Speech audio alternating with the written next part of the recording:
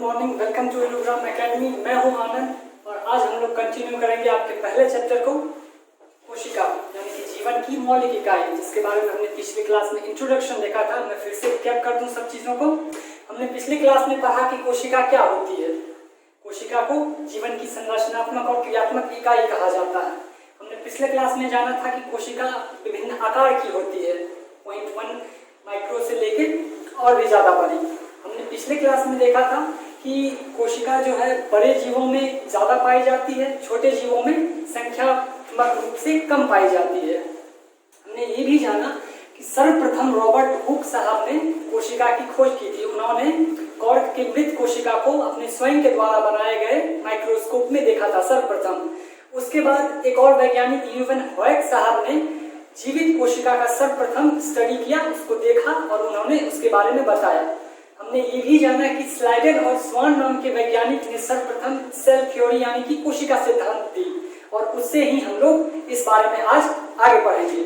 आज की क्लास में हम लोग ये जानेंगे कि कोशिका दिखता कैसा है, जैसा कि इस रंग बिरंगे चित्र में आपको दिख रहा है। हम लोग इसमें जानेंगे कि इसके क्या क्या कंपोनेंट्स हैं, मैंने नाम भी लिख दिए हैं और हम लोग आगे इसके बारे में पढ़ेंगे। तो आज हम लोग स्टार्ट करते हैं आज का हमारा पहला टॉपिक,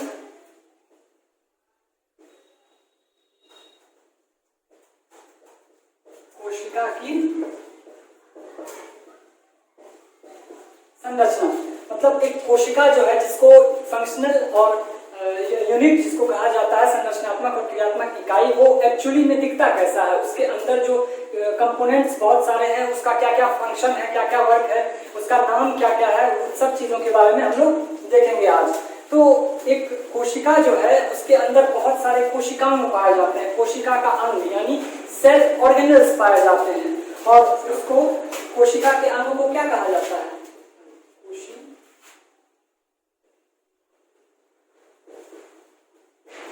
मतलब सेल ऑर्गेनल्स।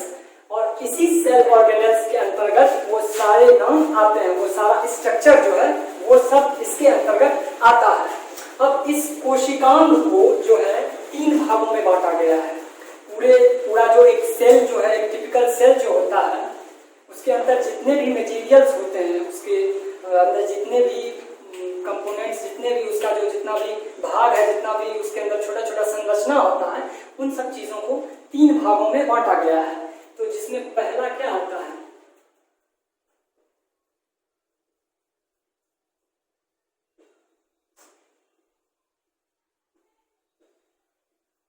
कोशिका झिल्ली। सबने सुना है, ये जो लेयर आप देख रहे हैं बाहरी, सबसे बाहरी वाला लेयर, ये कहलाता है कोशिका झिल्ली।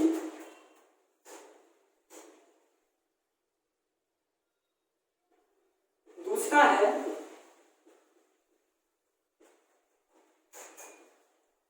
कोशिका द्रव्य। मतलब कि इस लेयर यानी कि इस कोशिका झिल्ली के अंदर जितने भी फ्लूइड भरे हुए हैं, ये जो डॉट डॉट आप देख रहे हैं, ये जो फ्लूइड जो भरा है, ये जो लिक्विड जो है, ये जो भरा हुआ है, इसको कहा जाता है कोशिका द्रव्य। और इसी द्रव्य में सारा का सारा छोटा छोटा जो संरचना है वो सब पाया जाता है। तो उन सबको हम कोशिका द्रव्य के अंतर्गत लाते हैं। और तीसरा जो है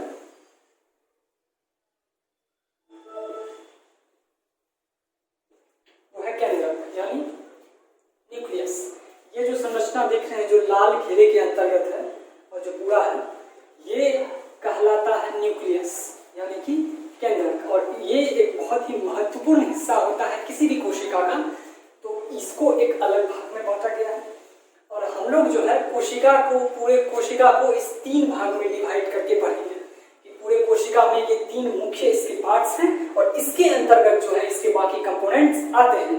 तो हम लोग कोशिका का जो सारा अंग है उसको कोशिकांग कहते हैं, उसके अंतर्गत कोशिका झिल्ली, कोशिका द्रव्य और केंद्रक आते हैं। तो हम लोग इस 3 पार्ट्स में बांटते हुए पूरे कोशिका के स्ट्रक्चर को देखेंगे। आप स्ट्रक्चर देख रहे हैं कोशिका, मैंने जनरली बना दिया है और हम लोग जो है देखते हैं। तो इसमें से क्या है, इसमें पहला जो आता है कोशिका झिल्ली। कोशिका झिल्ली के बारे में हम लोग जानते हैं।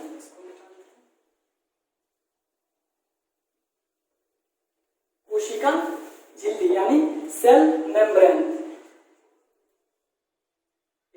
बहुत ही महत्वपूर्ण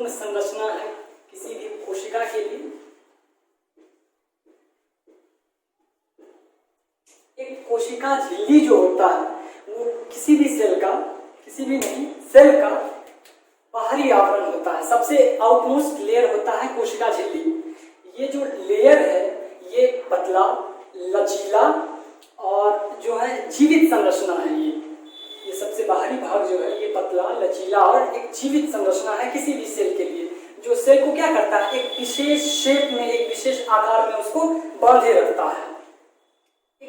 किसी भी सेल को एक सुव्यवस्थित करने के लिए अगर ये सेल मेम्ब्रेन ना हो तो आप सोच सकते हैं इसका जो प्रोटोप्लाज्म है वो बिखर जाएगा, इसका जो सारा कंपोनेंट्स है, सारा जो सिस्टम है वो सब अलग अलग तितर बितर हो जाएगा। तो कोई भी सेल एक निश्चित शेप में रहे, एक निश्चित आकार में रहे, उसके लिए क्या जरूरी है, कोशिका झिल्ली।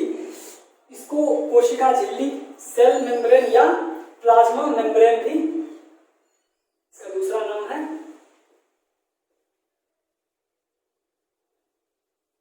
प्लाज्मा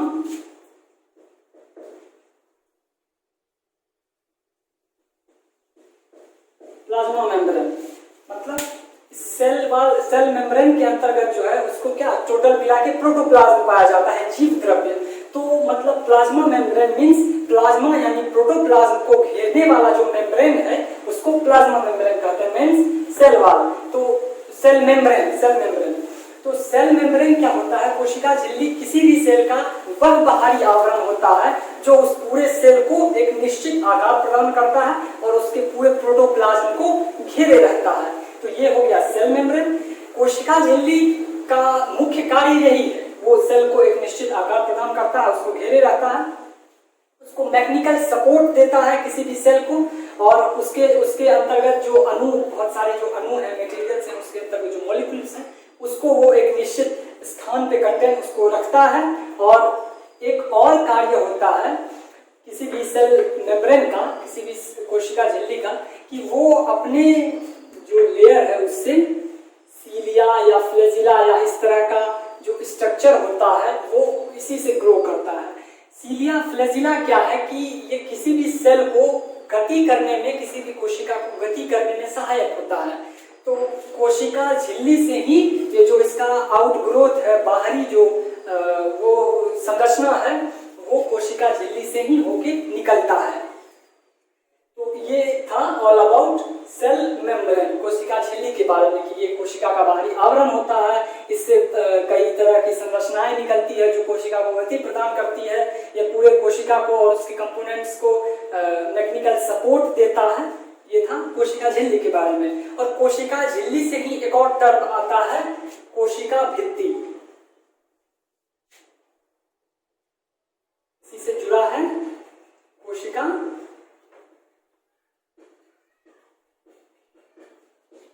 भित्ति। कोशिका झिल्ली को तो हमने देख लिया कि कोशिका का सबसे बाहरी आवरण है, और लेकिन कोशिका भित्ति तो इसमें कहीं है ही नहीं। तो कोशिका भित्ति जो होता है वो जीव या वो सिर्फ प्लांट सेल में पाया जाता है। प्लांट का जो कोशिका होता है उसका जो बाहरी आवरण है वो कोशिका झिल्ली नहीं बल्कि कोशिका भित्ति होता है।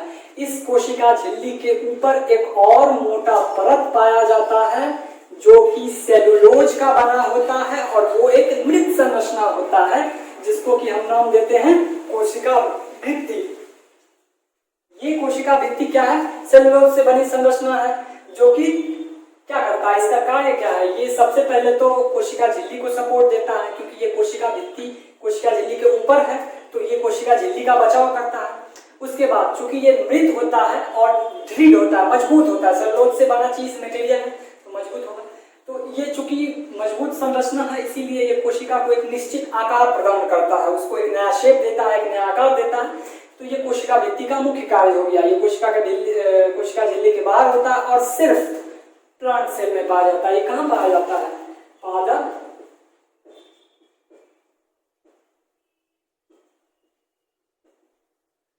कोशिका में ही कोशिका भित्ति पाया जाता है। जंतु कोशिका का बाहरी आवरण, याद रखिएगा, जंतु कोशिका का बाहरी आवरण कोशिका झिल्ली होता है और पादप कोशिका का बाहरी आवरण कोशिका भित्ति होता है। तो ये था इस दोनों का मेन डिफरेंस। और कहाँ पाया जाता है हमने ये भी देखा, इसका कार्य क्या है हमने ये भी देखा। ये दोनों बहुत ही महत्वपूर्ण है किसी भी सेल के लिए, क्योंकि ये किसी भी सेल का बाहरी आवरण होता है और उसको प्रोटेक्ट करता है। तो ये था कोशिका झिल्ली और कोशिका भित्ति। तो हमने कोशिका में जो देखा था, कोशिका का अंग, उसमें जो 3 कंपोनेंट थे, कोशिका झिल्ली, कोशिका द्रव्य और केंद्रक, तो उसमें से ये जो पहला था कोशिका झिल्ली वो हमने देखा। और अब हम लोग देखते हैं कोशिका द्रव्य के बारे में। मिटा देते हैं। आप लोग ये फिगर जरूर बना लीजिए, ये बहुत सारे आपके एग्जाम्स में पूछे जाएंगे और सारा का सारा यहीं से शुरू होता है। सब कुछ आपको ये याद रखना जरूरी होगा कि एक सेल कैसा होता है, उसमें कौन कौन सी संरचनाएं पाई जाती है। बुक में ये फिगर और भी अच्छे से है, आप बना सकते हैं। ये जो सेल वॉल होता है कोशिका भित्ति, वो सिर्फ पादप कोशिका में पाया जाता है, जंतु कोशिका में नहीं पाया जाता है। अब दूसरा है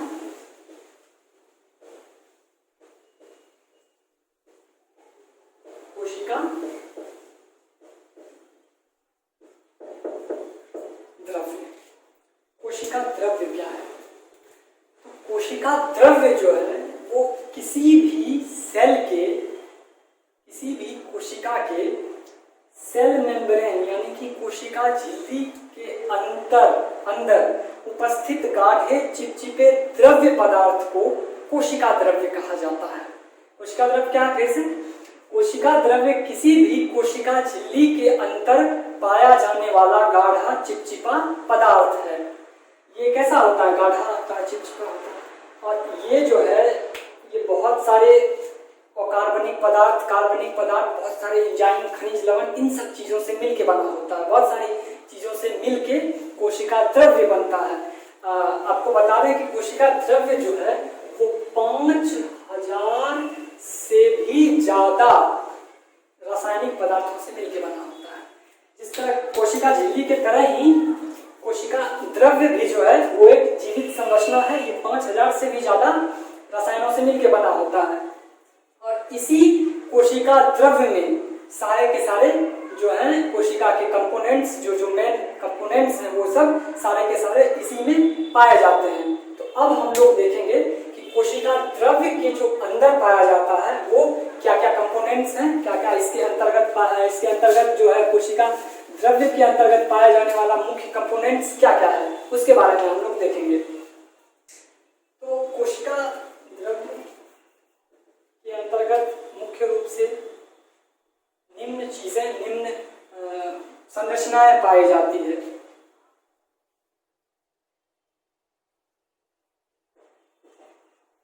इसी में देखते हैं, पहले इस स्ट्रक्चर को देखते हैं, बाद में इसको डिटेल से देखेंगे। ये एक सेल है, ये एक कोशिका है जैसा बनाया गया है, एक साधारण सी कोशिका। इसमें ये सेल वॉल है, सेल मेम्ब्रेन है, कोशिका झिल्ली सबसे बाहरी आवरण। उसके बाद इसके अंदर जो लिक्विड भरा है वो क्या कहलाता है? वो है कोशिका द्रव्य। सबसे बाहर ये कोशिका झिल्ली और इसके अंतर्गत जो भरा है वो क्या है? कोशिका द्रव्य। उसके बाद ये जो संरचना है ईयरफोन जैसी, ये जो संरचना है ये कहलाती है गोल्जी बॉडी, गोल्जिका। उसके बाद ये जो संरचना है ये इस तरह की, ये कहलाती है माइटोकॉन्ड्रिया। माइटोकॉन्ड्रिया को एनर्जी हाउस भी कहा जाता है क्योंकि ये पूरे सेल को एनर्जी प्रदान करता है। उसके बाद ये माइक्रोट्यूब्यूल है, कोशिका द्रव्य देखा हमने। ये सेंट्रोसोम है, अंतःप्रद्रव्यी जालिका दो तरह की होती है, इधर दिख रहा है चिकना और इधर खुरदरा। तो ये है सॉफ्ट एंडोप्लाज्मिक रेटिकुलम, चिकनी अंतःप्रद्रव्यी जालिका, और ये है रफ एंडोप्लाज्मिक रेटिकुलम मतलब खुरदरी अंतःप्रद्रव्यी जालिका। इस पे जो है राइबोसोम के कण पाए जाते हैं। ये जो है ये है राइबोसोम।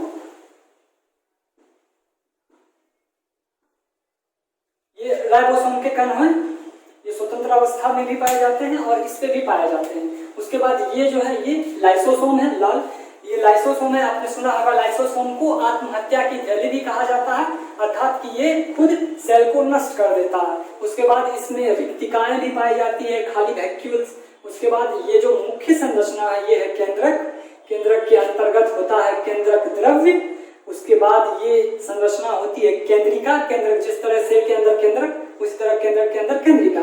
उसके बाद ये है क्रोमेटिन नेटवर्क मतलब कि क्रोमेटिन जालिका जिसमें डीएनए आरएनए जो जेनेटिक मटेरियल है वो सब होता है।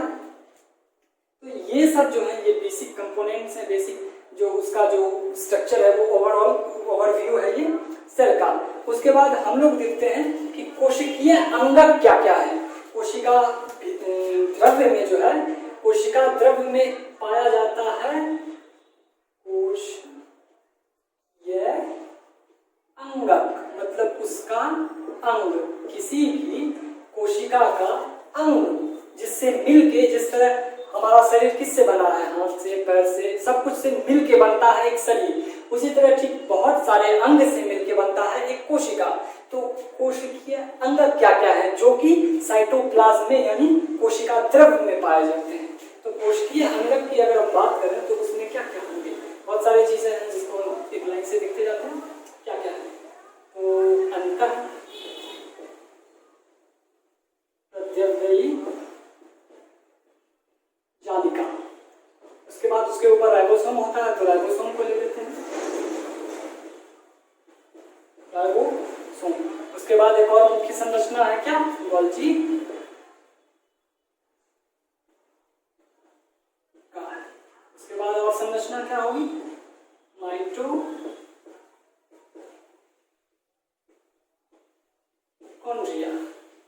और संरचना क्या होगी, माइटोकॉन्ड्रिया, प्रद्रव्यी जालिका, सेंट्रोसोम, माइक्रोट्यूब्यूल,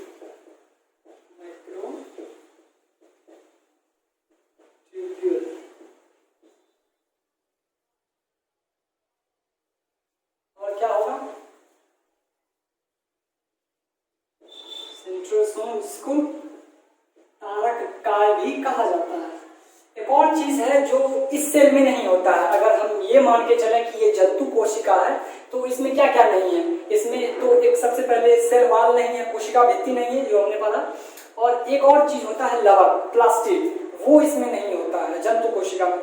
लवक या प्लास्टिड जो होता है वो पाया जाता है उसमें जो फोटोसिंथेसिस करते हैं, जैसे प्लांट फोटोसिंथेसिस करते हैं तो उसमें क्लोरोफिल पाया जाता है, हरित लवक, तो लवक या प्लास्टिक ये। और ये सारी संरचना तो लाइसोसोम,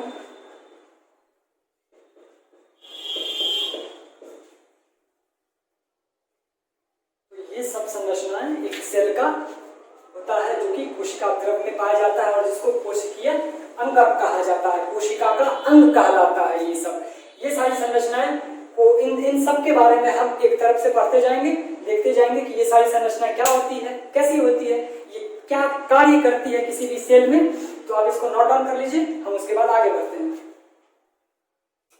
नोट डाउन कर लीजिए,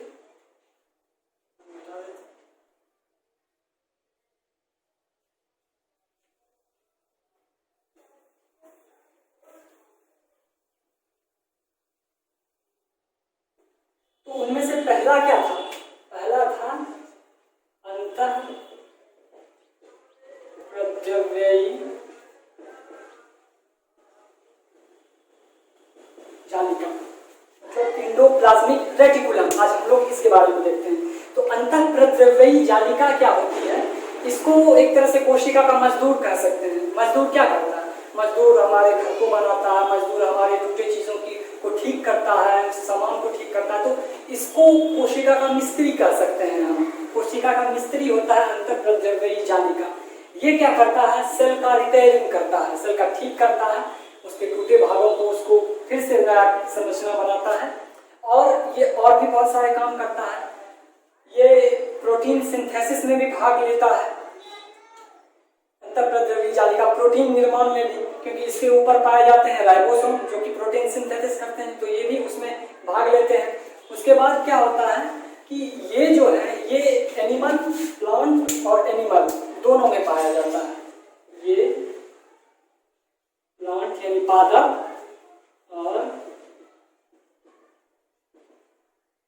एनिमल दोनों कोशिका में पाया जाता है। एंडोप्लाज्मिक रेटिकुलम जो आप देख रहे हैं दोनों तरफ, एक तरफ चिकनी है और एक तरफ खुरदरी, तो ये दोनों में पाया जाता है, प्लांट में भी और एनिमल में भी। उसके बाद ये क्या होता है, दो तरह का होता है।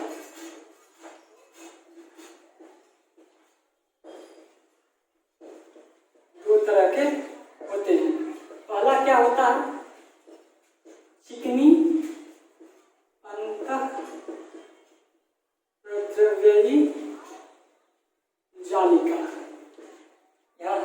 इसमें क्या होता है, इसके सतह पे राइबोसोम के कण नहीं पाए जाते हैं। और दूसरा क्या होता है,